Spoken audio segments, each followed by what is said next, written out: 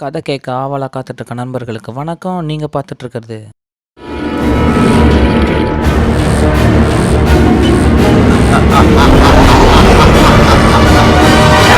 ஒரு கதை சொல்லவா?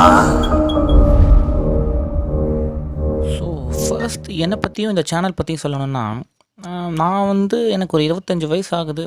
நான் படித்து முடிச்சுட்டு இப்போ சினிமாவில் ரைட்டர் ஆகிறதுக்கு முயற்சி பண்ணிகிட்ருக்கேன். அப்புறம் இந்த சேனலை பற்றி சொல்லணுன்னா, இந்த சேனல் ஆரம்பிக்கிற ஐடியா எனக்கு ரீசெண்டாக தான் வந்தது. எப்படின்னா, நம்மளும் சினிமாவில் ஒரு ரைட்டர் ஆகிறதுக்கு முயற்சி பண்ணிகிட்ருக்கோம். ஸோ ஏகப்பட்ட கதைகள் எழுதியிருக்கேன். ஏகப்பட்ட ஸ்டோரிஸ் டிஃப்ரெண்ட் ஜானர்ஸில் பயங்கரமான ஸ்டோரிஸ்லாம் இருக்குது.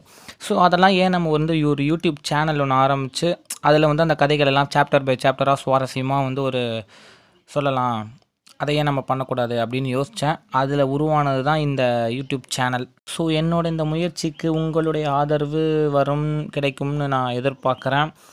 அந்த வகையில் இன்றைக்கி நம்ம ஃபஸ்ட்டு என்ன கதை பார்க்க போகிறோன்னா, ரீசெண்டாக வெளிவந்த ஒரு நாவல், தமிழ் சயின்ஸ் ஃபிக்ஷன் நாவலை பற்றி தான் நம்ம பார்க்க போகிறோம். நாவல் டைட்டில் 2500 அந்தி மண்டலத்தில் ஒரு வாழ்க்கை அப்படின்னு சொல்லிட்டு அதோட டைட்டில். ஆத்தர் மா விக்னேஷ்ன்ட்டு. அவர் வேறு யாரும் இல்லை, நம்ம நண்பர் தான். நம்ம எப்படி சினிமாவில் ரைட்டர் அந்த ஜானரில் அப்படி நம்ம ட்ரை பண்ணிகிட்ருக்கோமோ, நம்ம நண்பர் நான் நாவல் பப்ளிஷ் பண்ணுறது, அவரும் கிட்டத்தட்ட நம்மள மாதிரி. இப்போ நான் ரைட்டர் அப்படின்னு சொல்லிக்கிறேன், அவர் ஒரு எழுத்தாளர் அப்படின்னு சொல்லலாம். அவருடைய ஃபர்ஸ்ட் நாவல் தான் இது. பட் பார்க்குறதுக்கு அப்படி தெரியல. பயங்கரமான ஒரு நாவலாக இருக்குது. சயின்ஸ் ஃபிக்ஷனில் சூப்பராக இருக்குது.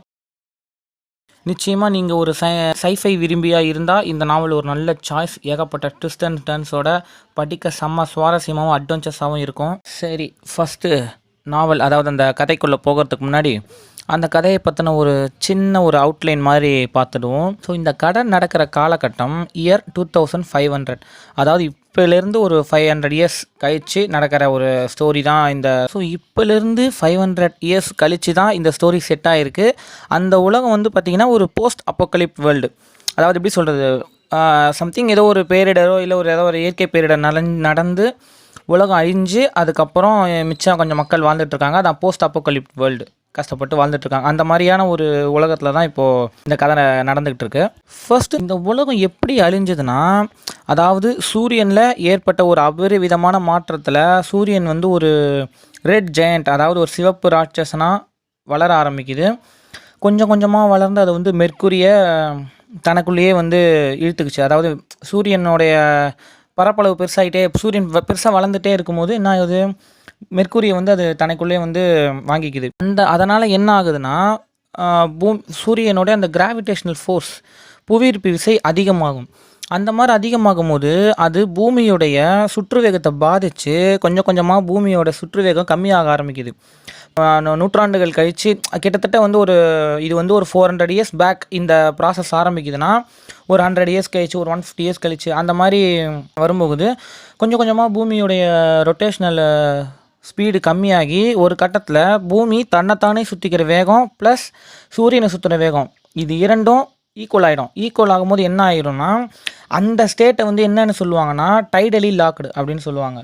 புரிகிற மாதிரி சொல்லணும்னா, இப்போ எப்படி மூன் நம்மளுடைய பூமியோட டைடலி லாக் ஆகிருக்கு அப்படின்னு சொல்கிறோமோ, எப்படி மூன் ஒரே ஒரு ஃபேஸ் மட்டும்தான் நம்மளுக்கு காமிச்சிட்டே இருக்கும். ஆக்சுவலி மூணும் ரொட்டேட் ஆகும், அது நம்ம பூமியும் ரொட்டேட் ஆகி ரொட்டேட் சுற்றி வரும்.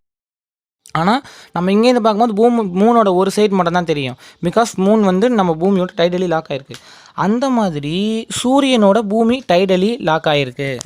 ஸோ அதன் விளைவாக என்ன ஆகுதுன்னா, பூமியுடைய ஒரு ஃபேஸ், அதாவது ஒரு ஃப்ரண்ட் பேக்குன்னு நீங்கள் எடுத்துக்கிட்டிங்கன்னா, ஒரு ஃபேஸ் எப்பயுமே சூரியனை பார்த்தா மாதிரியே இருக்கும், இன்னொரு ஃபேஸ் எப்பயுமே ஸ்பேஸை பார்த்தா மாதிரியே இருக்கும்.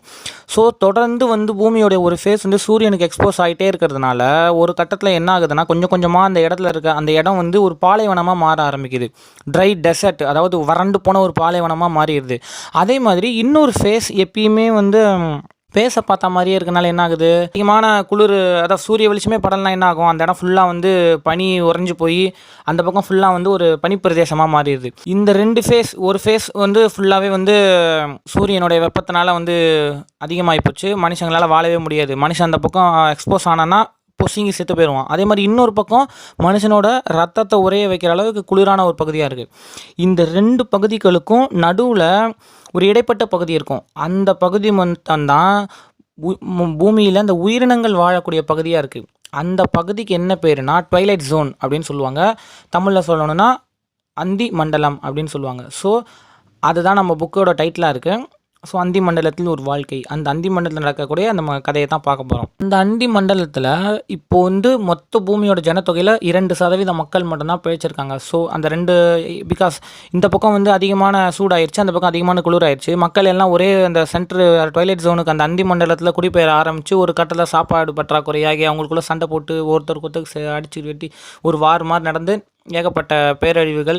அதில் இப்போ மிச்சம் இருக்கிறது ஒரு 2% மக்கள் மட்டும்தான் உயிரோடு இருக்காங்க. ஸோ அந்த மக்களில் ஒரு ஆளை தான் நம்ம இப்போ ஃபாலோ பண்ண போகிறோம் இந்த கதையில். அவர் தான் நம்ம கதையோட கதாநாயகன். அந்த பகுதியில் இருக்க அந்த வாழ்க்கையை பற்றி தான் நம்ம பார்க்க போகிறோம். ஸோ அதனால தான் அந்தி மண்டலத்தில் ஒரு வாழ்க்கை. இந்த கதையோடைய ஒரு அவுட்லைன் சிம்பிளாக சொல்லணும்னா இதுதான். இதுக்கப்புறம் நம்ம டேரெக்டாக நம்ம சாப்டருக்குள்ளே போவோம்.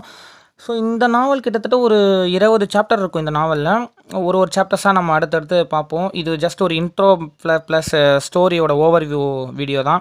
ஸோ நம்ம சாப்டர்ஸ் வந்து அடுத்த வீடியோவில் நம்ம ஸ்டார்ட் பண்ணலாம்.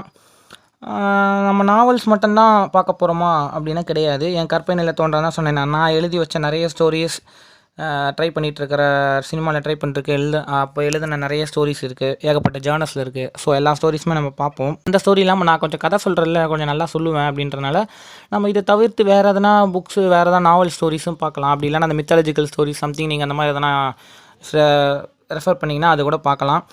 ஸோ ஒரு ஸ்டார்டிங் கொஞ்சம் லைட்டாக கொஞ்சம் திக்கி தான் பேசுகிற மாதிரி எனக்கே ஃபீல் ஆகுது. ஸோ ஒரு ஃபர்ஸ்ட் வீடியோன்றனால கொஞ்சம் அப்படி தான் இருக்கும். போக போக நம்மளுடைய ஃப்ளோ வந்து நான் கரெக்ட் பண்ணிக்கிறேன். அடுத்தடுத்த வீடியோவில் நான் ப்ராப்பராக வந்து இந்த இடையில திக்காமல் இப்படி இன்னும் கொஞ்சம் ஃப்ளோவாக பேசுகிறது, கேட்க கொஞ்சம் ஆர்வமாக இருக்கும், அந்த மாதிரி பேசுகிறது, போர் அடிச்சிடாமல் பேசுகிறது, அந்த மாதிரி கொஞ்சம் பேச நான் ட்ரை பண்ணுறேன். ஸோ நம்ம இதோடு இதை முடிச்சுக்கலாம். ஸோ நம்ம சாப்டர்ஸை வந்து அடுத்த வீடியோவில் வந்து நம்ம பார்க்க ஆரம்பிக்கலாம். கதை கேட்க ஆவலாக காத்துட்டுருங்க. அது வரைக்கும் உங்களிடம் இந்த விடை பெறுவது பார்த்தீங்களா, முடிக்கும் போது கூட டங்கு ரோல் ஆகுது. உங்களிடமிருந்து விடை பெறுவது. ஒரு கதை சொல்லவா?